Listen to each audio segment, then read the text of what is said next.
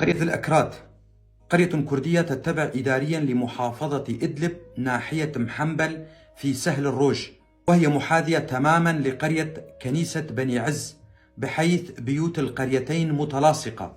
قرية الأكراد من عشيرة شيخان الكردية، عدد سكانها ما بين 700 إلى 1000 شخص، كلهم كرد لكنهم فقدوا لغتهم الكردية. القرية تعود لآل كدرو، وهم يقرون ومفتخرون بأصلهم الكردي. يعمل الأهالي بزراعة القطن وتربية المواشي.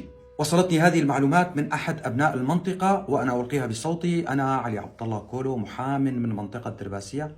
أتمنى كما يتمنى كل الكرد الناطقين بالكردية أن يتعلم أهلنا في قرية الأكراد لغتهم الكردية، وأن يعلموها لأولادهم، وأن يسموا أولادهم بأسام كردية، فلغتنا الكردية هدية من الله كبقية اللغات، وعلينا أن نتعلمها.